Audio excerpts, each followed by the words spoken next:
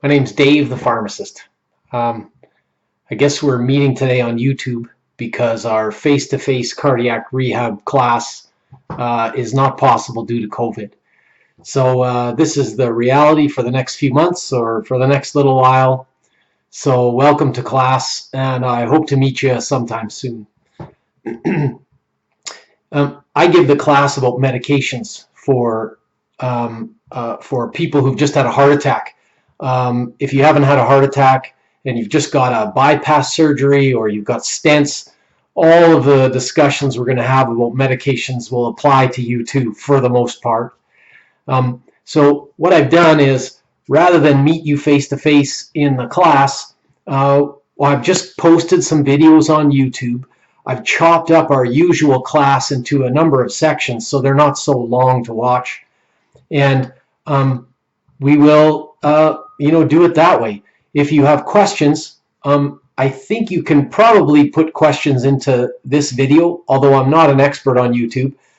You can also contact the cardiac rehab office, and Ashley or Anne or Bonnie or someone can put you in touch with me. Last thing I will say is I'm here just to tell you why it is that you ended up on all these medications. If you're an average person in this class, you probably have never taken that many medications before you had this heart attack. So the average person comes into the hospital with their heart attack. They come in, they've never taken many drugs a day.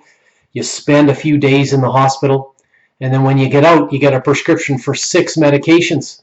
And you're thinking, do I have to take these every day for the rest of my life? What's that going to do to my liver or my kidney? There's all sorts of questions, and they're all really good ones. So what I'm going to do is I'm just going to tell you, I'm going to go through all of the drugs that you received after you got out of the hospital, all of the drugs you got for your heart attack. And I'll just tell you why they're there, what the risks are, why they're good. And frankly, it's up to you to take responsibility for this. So I understand completely that you might be somebody that has really low trust or no trust in taking drugs after a heart attack. So you know what?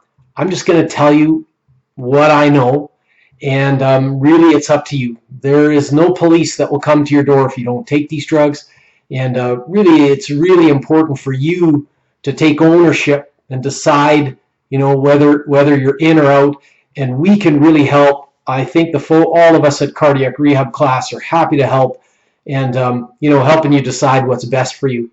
So with that said, what we'll do is this is my little intro. I will end it there, and then I'm gonna start with videos relating to all the drugs that you've been given after you go to the hospital.